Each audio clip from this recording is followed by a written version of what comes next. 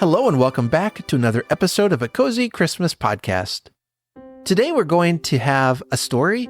The last few episodes we had quite a handful of author interviews, and now I want to get back to telling a story because it is Christmas time and it is the best time of the year to gather around the family Christmas tree, settle in with a good book or story, and read the days away. So today I'm going to be reading chapters 1 and 2 from Old Christmas by Washington Irving. According to Wikipedia, Washington Irving was born on April 3rd, 1783, and he died on November 28th, 1859. He was an American short story writer, essayist, biographer, historian, and diplomat of the early 19th century, and he's most well known for stories like Rip Van Winkle and The Legend of Sleepy Hollow. Both really interesting books. You can find them in the sketchbook of Geoffrey Crayon, Gentleman. I believe also in that book is where the story comes from, called Old Christmas. And so today what I want to do is begin reading it. It is a little bit of a longer work. There are 5 chapters, so I might do 2 or 3 parts of this story. The ones I'm going to read today is one called Christmas, chapter 1, in which he talks a little bit about Christmas, mostly just discusses it and explains all about that day. And then we get into his journey proper, which begins with chapter 2, called The Stagecoach. And on that, he writes and observes the different people that he's traveling with, what their story is, what he can learn from them as he heads to a friend's home, Bracebridge Hall, for the holidays. But what he is hoping to explore in this journal type story he's writing is to find and experience the old way of celebrating Christmas. All right, with that, I invite you to sit back and relax, and I'll read to you Old Christmas by Washington Irving, chapters 1 and 2.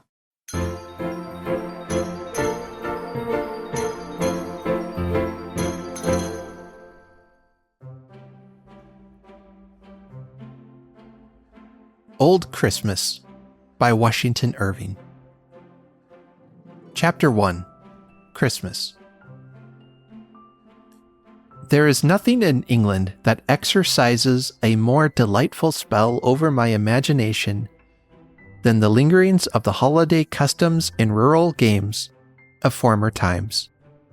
They recall the pictures my fancy used to draw in the May morning of life, when as yet I only knew the world through books, and believed it to be all that poets had painted it.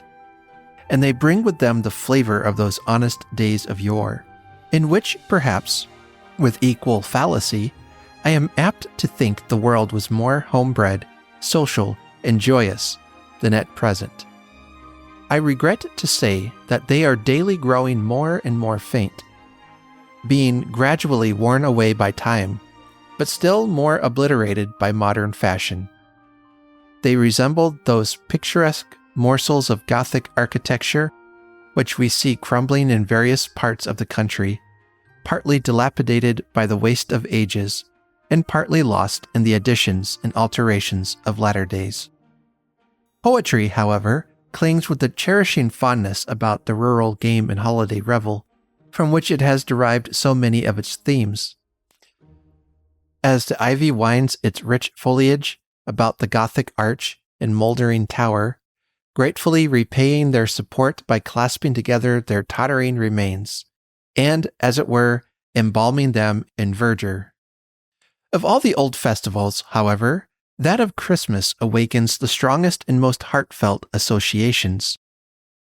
There is a tone of solemn and sacred feeling that blends with our conviviality, and lifts the spirit to a state of hallowed and elevated enjoyment. The services of the church about this season are extremely tender and inspiring. They dwell on the beautiful story of the origin of our faith, and the pastoral scenes that accompanied its announcement. They gradually increase in fervor and pathos during the season of Advent until they break forth in full jubilee on the morning that brought peace and goodwill to men.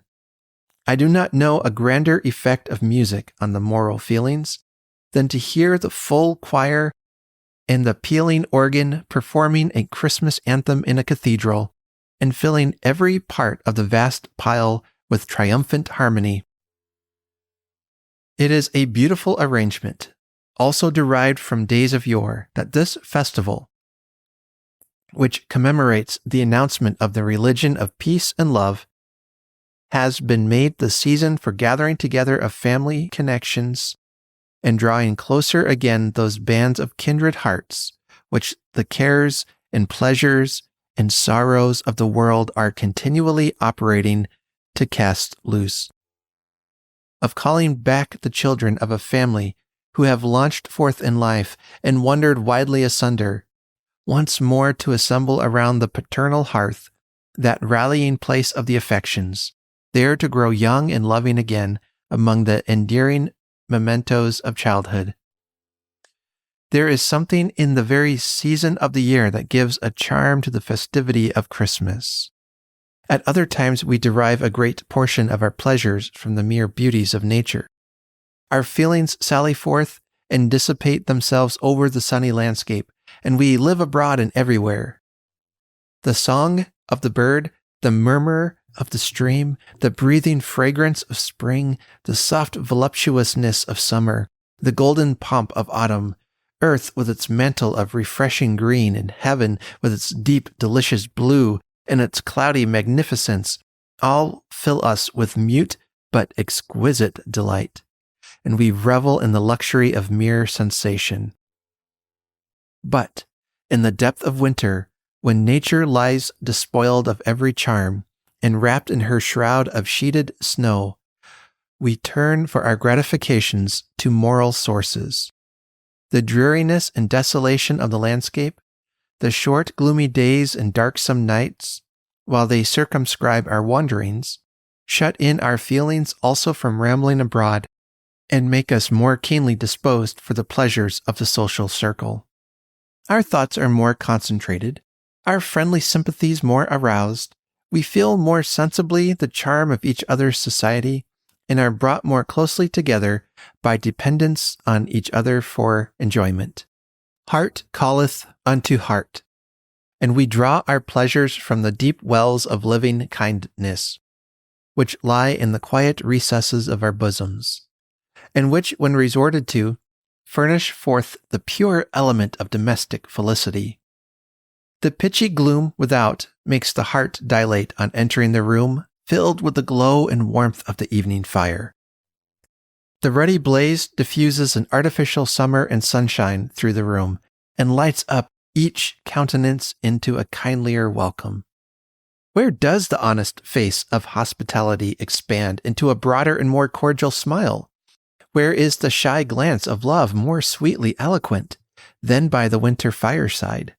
And as the hollow blast of wintry wind rushes through the hall, claps the distant door, whistles about the casement, and rumbles down the chimney, what can be more grateful than that feeling of sober and sheltered security with which we look around upon the comfortable chamber and the scene of domestic hilarity? The English, from the great prevalence of rural habits throughout every class of society, have always been fond of those festivals and holidays which agreeably interrupt the stillness of country life, and they were in former days particularly observant of the religious and social rites of Christmas. It is inspiring to read even the dry details which some antiquarians have given of the quaint humors, the burlesque pageants, the complete abandonment to mirth and good fellowship, with which this festival was celebrated. It seemed to throw open every door and unlock every heart. It brought the peasant and the peer together and blended all ranks in one warm, generous flow of joy and kindness. The old halls of castles and manor houses resounded with the harp and the Christmas carol, and their ample boards groaned under the weight of hospitality. Even the poorest cottage welcomed the festive season with green decorations of bay and holly. The cheerful fire glanced its rays through the lattice, inviting the passenger to raise the latch and join the gossip knot huddled around the hearth, beguiling the long evening with legendary jokes and oft-told Christmas tales. One of the least pleasing effects of modern refinement is the havoc it has made among the hardy old holiday customs. It has completely taken off the sharp touchings and spirited reliefs of these embellishments of life, and has worn down society into a more smooth and polished, but certainly a less characteristic surface. Many of the games and ceremonials of Christmas have entirely disappeared, and like the Sherry's sack of old Falstaff, are become matters of speculation and dispute among commentators. They flourished in times full of spirit and lustihood, when men enjoyed life roughly, but heartily and vigorously, times wild and picturesque, which have furnished poetry with its richest materials, and the drama with its most attractive variety of characters and manners. The world has become more worldly. There is more of dissipation and less of enjoyment. Pleasure has expanded into a broader but a shallower stream, and has forsaken many of those deep and quiet channels where it flowed sweetly through the calm bosom of domestic life. Society has acquired a more enlightened and elegant tone, but it has lost many of its strong local peculiarities, its homebred feelings, its honest fireside delights. The traditionary customs of golden-hearted antiquity, its feudal hospitalities and lordly wassailings have passed away with the baronial castles and stately manor houses in which they were celebrated. They comported with the shadowy hall, the great oaken gallery, and the tapestried parlor, but are unfitted to the light showy saloons and gay drawing rooms of the modern villa. Shorn, however, as it is, of its ancient and festive honors, Christmas is still a period of delightful excitement in England.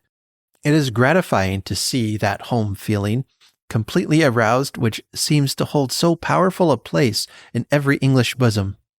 The preparations making on every side for the social board that is again to unite friends and kindred, the presence of good cheer passing and repassing, those tokens of regard and quickeners of kind feelings, the evergreens distributed about houses and churches, emblems of peace and gladness, all these have the most pleasing effect in producing fond associations and kindling benevolent sympathies. Even the sound of the waits, rude as may be their minstrelsy, breaks upon the mid-watches of a winter night with the effect of perfect harmony. As I have been awakened by them in that still and solemn hour, when deep sleep falleth upon man, I have listened with a hushed delight, and connecting them with the sacred and joyous occasion, have almost fancied them into another celestial choir, announcing peace and goodwill to mankind. How delightfully the imagination, when wrought upon by these moral influences, turns everything to melody and beauty, the very crowing of the cock, who is sometimes heard in the profound repose of the country, telling the night watches to his feathery dames, was thought by the common people to announce the approach of this sacred festival. Some say that ever 'gainst that season comes, wherein our Saviour's birth is celebrated, this bird of dawning singeth all night long. And then they say no spirit dares stir abroad. The nights are wholesome, then no planets strike, no fairy takes, no witch hath power to charm, so hallowed and so gracious is the time.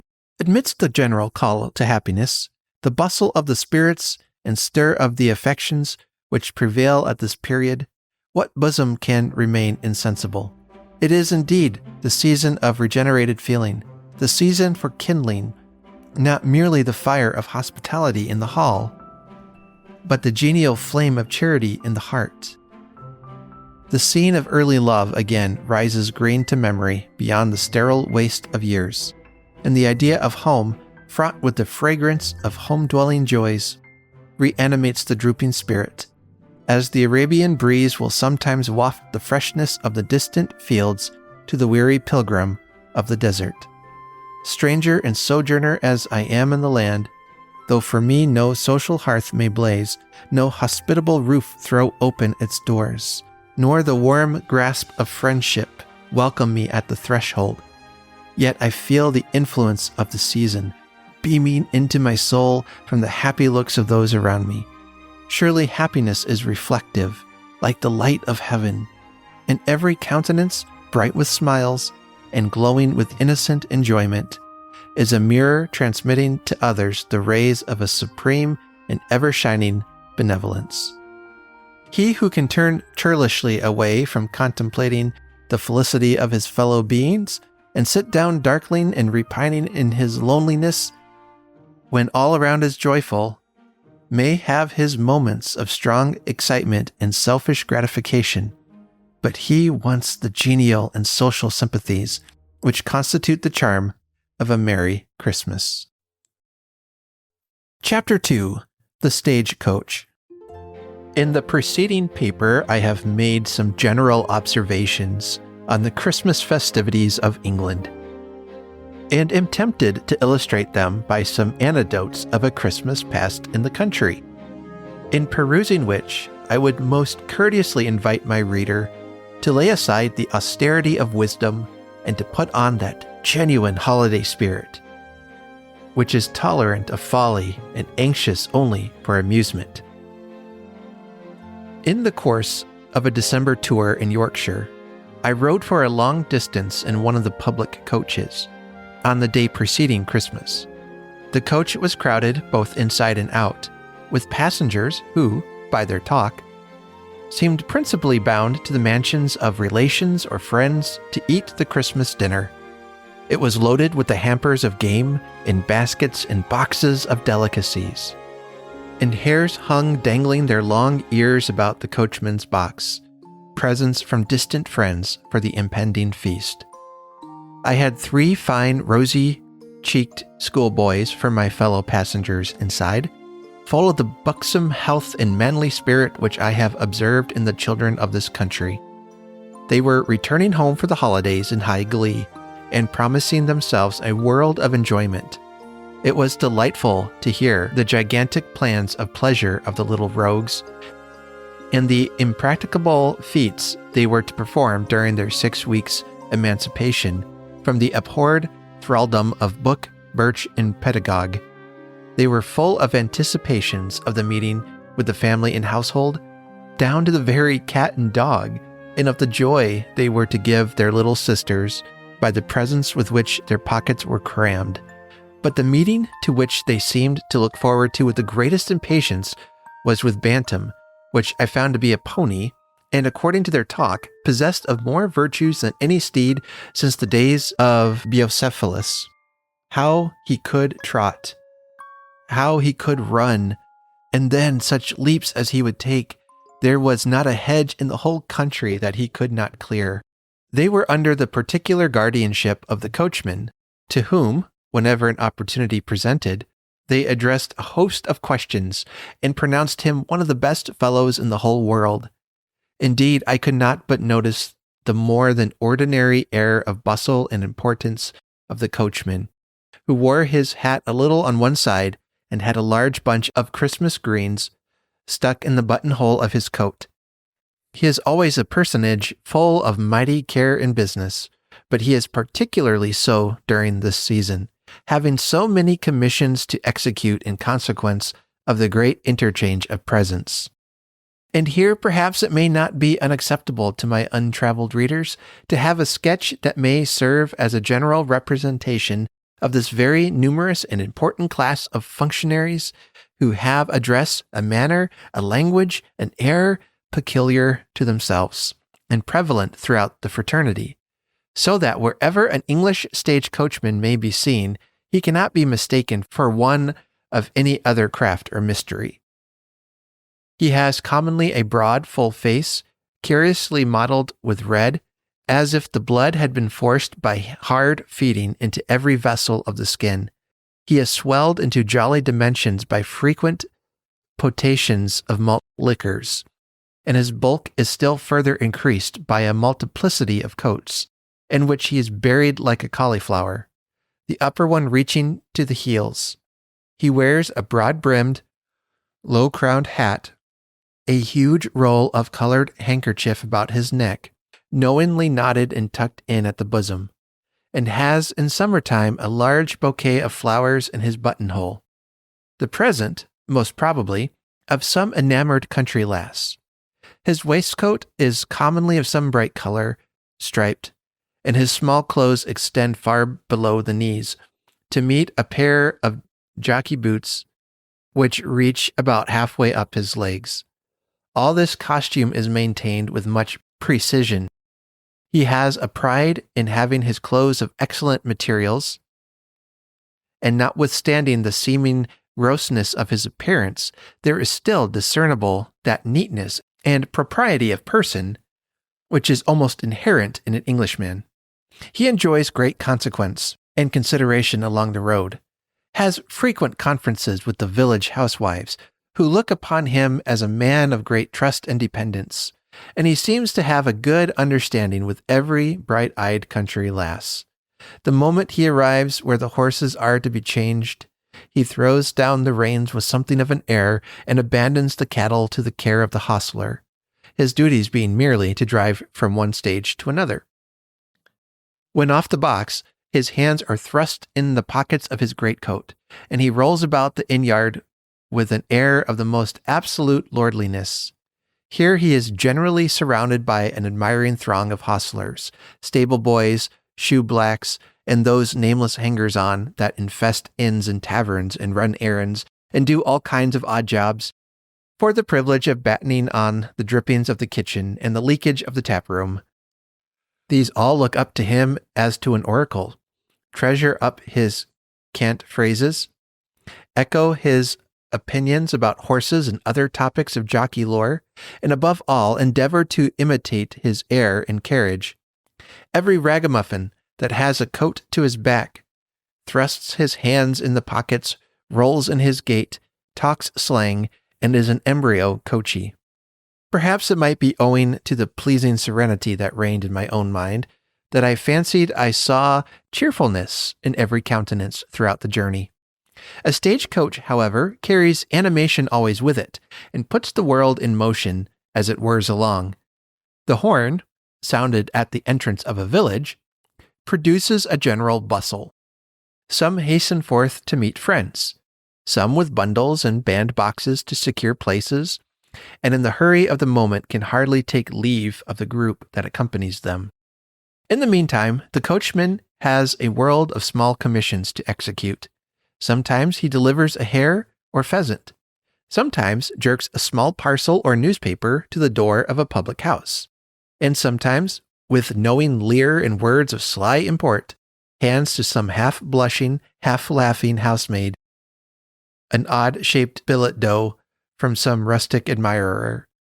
As the coach rattles through the village, every one runs to the window, and you have glances on every side of fresh country faces and blooming, giggling girls.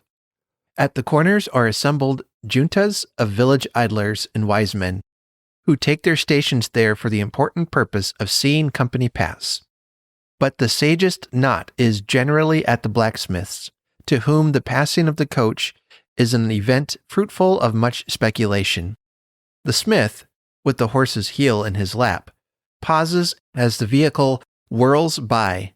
The cyclops round the anvil suspended their ringing hammers and suffer the iron to grow cold, and the sooty spectre in brown paper cap, laboring at the bellows, leans on the handle for a moment and permits the asthmatic engine to heave a long-drawn sigh while he glares through the murky smoke and sulphurous gleams of the smithy. Perhaps the impending holiday might have given a more than usual animation to the country, for it seemed to me as if everybody was in good looks and good spirits. Game, poultry, and other luxuries of the table were in brisk circulation in the villages. The grocers, butchers, and fruiterers' shops were thronged with customers. The housewives were stirring briskly about, putting their dwellings in order, and the glossy branches of holly with their bright red berries began to appear at the windows. The scene brought to mind an old writer's account of Christmas preparations.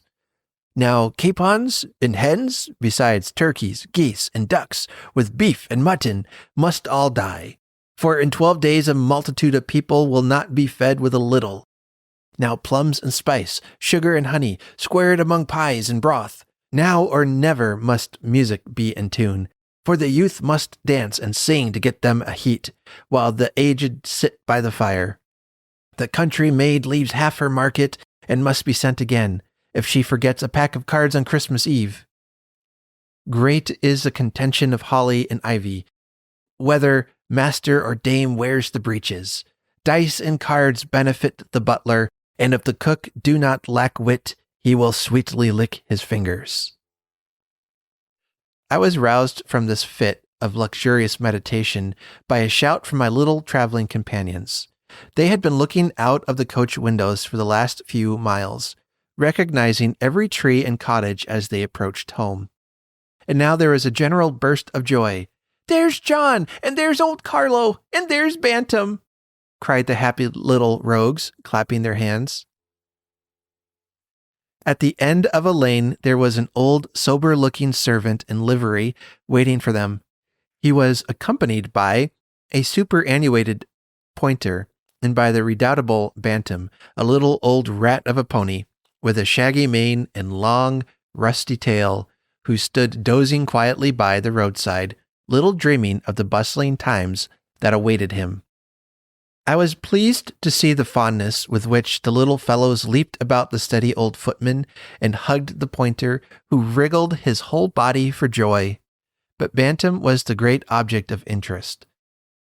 All wanted to mount at once, and it was with some difficulty that John arranged that they should ride by turns, and the eldest should ride first.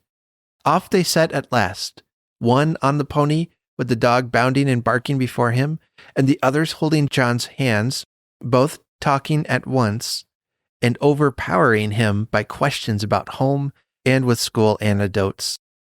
I looked after them with a feeling in which I do not know whether pleasure or melancholy predominated, for I was reminded of those days when, like them, I had neither known care nor sorrow, and a holiday was the summit of earthly felicity. We stopped a few moments afterward to water the horses, and on resuming our route, a turn of the road brought us in sight of a neat country seat. I could just distinguish the forms of a lady and two young girls in the portico, and I saw my little comrades, with Bantam, Carlo, and old John, trooping along the carriage road. I leaned out of the coach window in hopes of witnessing the happy meeting, but a grove of trees shut it from my sight. In the evening we reached a village where I had determined to pass the night. As we drove into the great gateway of the inn, I saw on one side of the light of a rousing kitchen fire beaming through a window.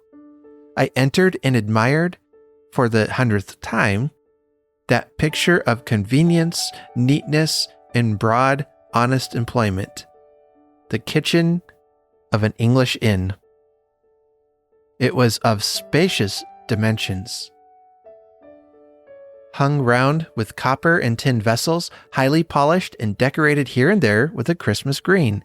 Hams, tongues, and flitches of bacon were suspended from the ceiling. A smoke jack made its ceaseless clanking beside the fireplace, and a clock ticked in one corner. A well-scoured deal table extended along one side of the kitchen, with a cold round of beef and other hearty viands upon it, over which two foaming tankards of ale seemed mounting guard. Travelers of inferior order were preparing to attack this stout repast, while others sat smoking and gossiping over their ale on two high-backed oaken seats beside the fire. Trim housemaids were hurrying backwards and forwards under the directions of a fresh, bustling landlady, but still seizing an occasional moment to exchange a flippant word and have a rallying laugh with the group round the fire. The scene completely realized poor Robin's humble idea of the comforts of midwinter. Now trees their leafy hats do bear to reverence winter's silver hair. A handsome hostess, merry hosts. A handsome hostess, merry host. A pot of ale now and a toast. Tobacco and a good coal fire are things the season does require.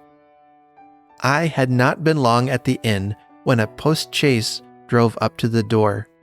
A young gentleman stepped out, and by the light of the lamps I caught a glimpse of a countenance which I thought I knew. I moved forward to get a nearer view when his eye caught mine. I was not mistaken. It was Frank Bracebridge, a sprightly, good-humored young fellow, with whom I had once traveled on the continent. Our meeting was extremely cordial, for the countenance of an old fellow traveler always brings up the recollection of 1,000 pleasant scenes, odd adventures, and excellent jokes. To discuss all these in a transient interview at an inn was impossible, and finding that I was not pressed for time and was merely making a tour of observation, he insisted that I should give him a day or two at his father's country seat, to which he was going to pass the holidays, and which lay at a few miles' distance. "It is better than eating a solitary Christmas dinner at an inn," said he, "and I can assure you of a hearty welcome and something of the old-fashioned style." His reasoning was cogent, and I must confess the preparation I had seen for universal festivity and social enjoyment had made me feel a little impatient of my loneliness. I closed, therefore, at once with his invitation. The chaise drove up to the door, and in a few moments I was on my way to the family mansion of the Bracebridges.